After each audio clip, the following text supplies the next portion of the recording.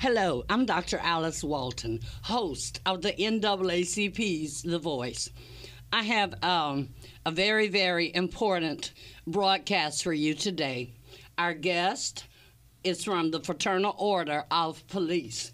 We have in studio with us Matt Goeckel and Leah Hayes. How are you today? Hey, I'm doing good, Doctor. How are you? I am doing great. Very good. I'm excited for our listeners to become aware of what we're discussing today.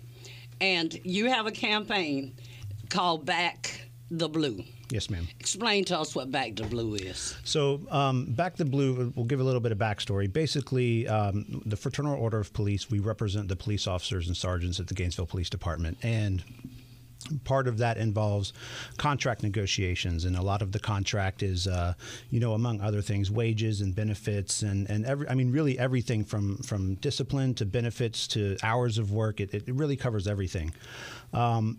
So we have a negotiating team, and the city has a negotiations team, and we've been back and forth with the city for a while now on negotiations for this latest contract, to the point where the city is not wanting to give us what we think our officers deserve as far as wages and certain benefits go.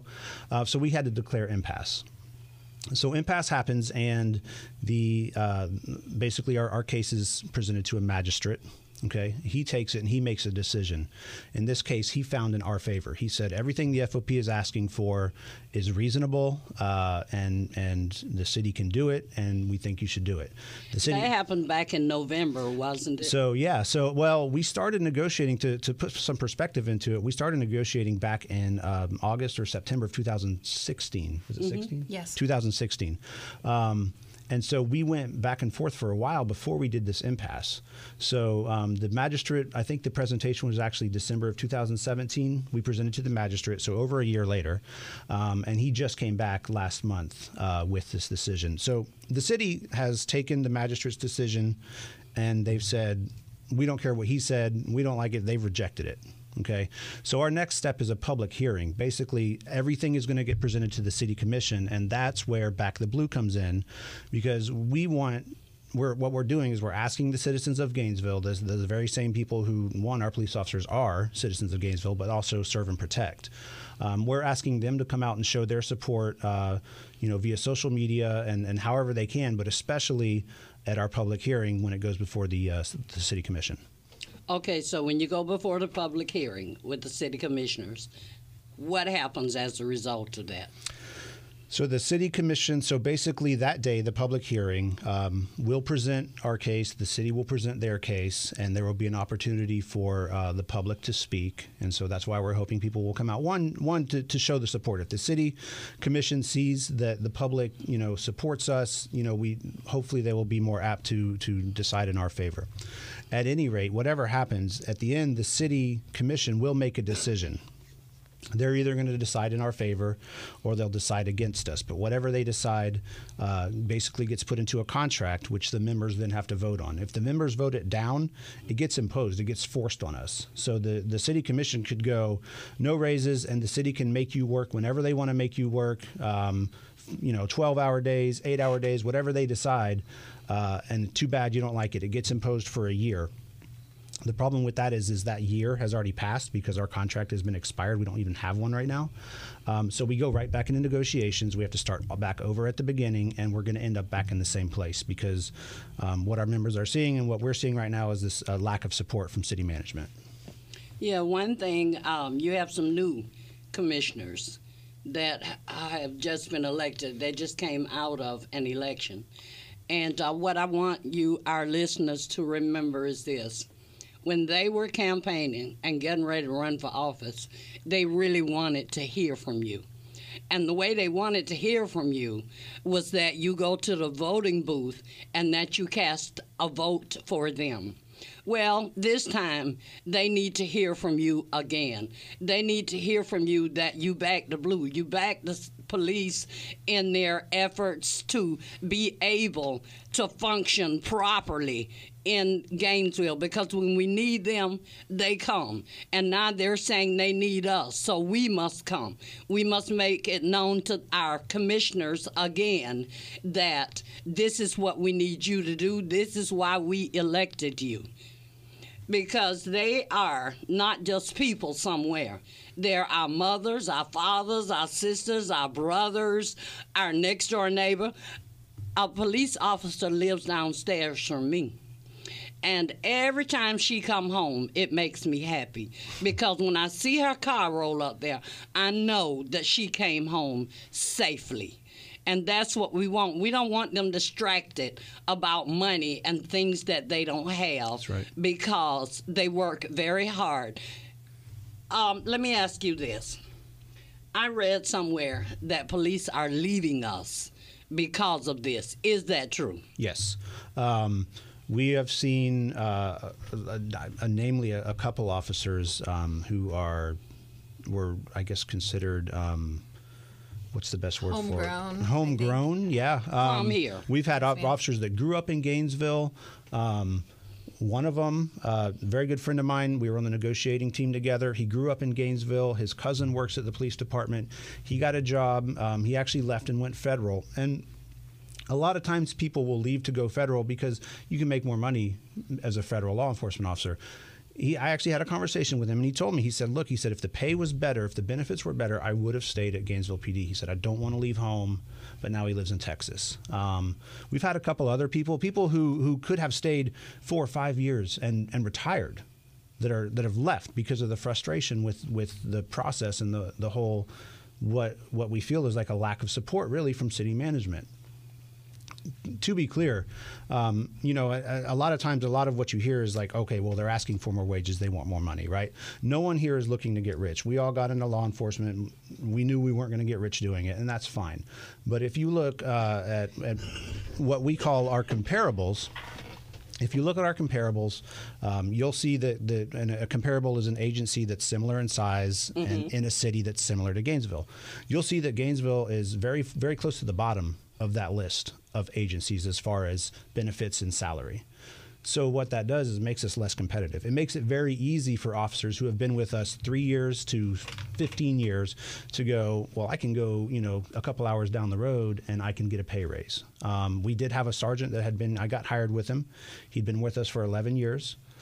He left as a sergeant from GPD, started over at a brand new agency 2.5 hours south of us, got a pay raise immediately. Starting over, brand new officer, bottom of the pay.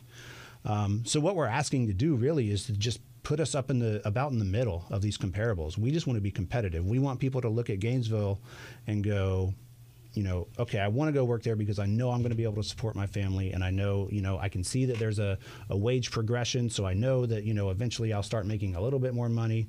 Again, we're not going to get rich, but we want to be competitive enough that people want to come here and that they want to stay. And I think the difference, like when we're talking about attrition, I think the difference that we've noticed recently is, and traditionally we've lost officers at 1, 2, 3 years to go to the federal system, because that's quite common, I think, across the board at all agencies. But what we've seen lately is we're losing well-experienced officers. We're losing officers that have 10, 15, 20 years experience that are leaving because they can get better pay and benefits elsewhere. And so that's where we're really losing a lot of experience, a lot of, the town, you've made these relationships with the community, and that's what we're losing because, you can hire somebody in, but you're not hiring anyone at the same level at which you lost someone. So you're replacing 15 years of experience with, a brand new police officer that still has to get to know the community and how GPD works with the community and things like that. So that's, I think, the difference in the attrition. Yeah, and that's a tremendous difference, to have somebody who knows the place and somebody who is vested here, as opposed to somebody who's new and coming in and has to find their way. Yes. Right. So that makes a tremendous difference. Well, let me ask you, what is their discrepancy? What is the city saying? Why are they saying they won't do it? Because I read that they didn't dispute having the money to do it, that they have the budget. So what are they relating as their discrepancy? Well, I think sometimes they will say that they don't have the money, although at the impasse hearing, I do believe their financial people said, yeah, we do have the money. We've heard a bunch of different reasons. They feel like, if we get a step plan, which is one of the things that we're asking for, that they may have to give it to everyone else who works at the city. I think there's just a bunch of different reasons, but none of them have been made real clear to us as far as why they just won't give us what we're asking one thing for sure, everybody else who works for the city, they don't do what the police do. And they don't risk what the police risk. And so I think that's something to be considered. And I really hope that people will get behind you, and that if they have the money, then they will give you due consideration, because we don't live in the time of Mayberry, where Andy and Barney was enough. We face issues where we need a full force, police force, an experienced force to deal with what's going on in our community. So that's where the concern is for me. Since you said you're losing officers, is there a shortage? Yes, we're short-staffed. We, on a daily basis, we have to call in overtime to cover just the patrol aspect. Which is obviously, our most important job that we do. It's the core. It's our core service is patrol. Without patrol, we don't have a police department. We have detectives, and of course, the detectives are necessary, right? We have to follow up on the more important cases that take time to look into. But none of that happens. There's nobody out there being visible. And being short-staffed, there's less of us out there that are visible. And visibility is a huge deterrent to crime. If someone's about to commit a crime and they see a police car, or they think they're going to see a police car because we're everywhere, they're probably going to think twice before they commit a crime in Gainesville. Response times are going to be slower. Calls are going to hold for longer because there's less people on the road. One or two, three major incidents, and everybody's tied up. So you get home and maybe it's just your house got broken into, but you don't want to have to wait an hour for the police to come there. Even if it happened, even if it happened a couple days ago, you still don't want to sit there and wait all day for the police to get a chance to go there. So it's a concern for us as officers. One is a safety factor to the city, right? Because, whatever it is, if it's a call for shots fired and there's only one officer that can respond to it, I mean, that could end up bad for everybody involved, including the officer. So really, it's an officer safety issue. It's a community safety issue, and I think it's key to keeping crime, as low as it has been. We've managed over the last several years to reduce crime, and in order for us to keep it at that level, we've got to have the staffing. Yeah, especially with the response time, because what we must think about is if it's us. It's easy to dismiss it if it's somewhere else. But what if it was you and nobody was available to come to your aid at that time? And as citizens of Gainesville, as community citizens, we must let it be known that we value the police. We value what they do. We value the department. And I'm speaking with people today who are the voice for the police. And we're going to take this broadcast and download it on the NAACP website. So if you are hearing us today and you know other people, then I want you to forward it to them. I want you to make sure you bring people to hear what we're saying today, because it affects all of us. It's somebody else today, but tomorrow it might be you or somebody that you care about. When was the last time during contract negotiations you really got a raise and were able to get the things you needed? During the last negotiation session, which we also went to impasse over, that contract ended right before we started negotiating this one in 2016. And we did see the benefit of some raises. What we were trying to do in that contract is to fix a decompression issue that had been happening at GPD, where you had two officers who had both been working there for 9 years who had vastly different salaries. And so we didn't think that was fair. So we wanted to kind of get everybody on the same playing field because there were some really big discrepancies in salary. And so by doing that, some people saw a big raise, some people saw a smaller raise. Almost everyone saw a raise. But that was just kind of fixing an issue. So that was the last contract that we made it through. And then, we made a commitment as FOP to our members that moving forward, what we would try and do is accomplish a step plan where, everybody who had the same amount of time would get the same salary, and that we could, take steps in our career to reach, the top of the range. So that what the city advertises as the range for a police officer, that you can actually attain that one day if you stay in the community and, work for the Gainesville Police Department. So that was the last time we saw a raise. So you negotiate every year. How often do you have to negotiate? We negotiate every 3 years. Every 3? We negotiate 3-year-long contracts. And so, so the last one that Leah was talking about would have covered 2014, 2015, and 2016. And so that with that impasse didn't even get resolved until 2016, just before the fiscal year ended. I want to say it was August. It was 1 month before it expired. Yeah, so that's when the contract was signed, and so the negotiating team immediately turned around and started negotiating the next contract, which is the period that we're in, which covers 2017, 2018, and 2019. So we're right in the middle of a current contract period. We're actually getting closer to the end of we're about 2/3 almost of the way through, where we've been operating without a contract. And so when that happens, any of the dry cleaning, money that they give us, because, obviously we want everybody to come in and have nice, clean, pressed uniforms. All of that's suspended while we're operating without a contract. Anything, obviously we still get paid, but it's at whatever rate it was before. So that's the big concern is, like, right now we don't have a contract and we want to get everything in place. And again, like she said, we want to reward the people that will stay here. And I think it goes without saying, if you don't mind, I'll bring up law enforcement relations around the country has been through a big up and down, and there have been a lot of issues. But one of the things that I'm actually really proud to say is that you don't see those issues in Gainesville.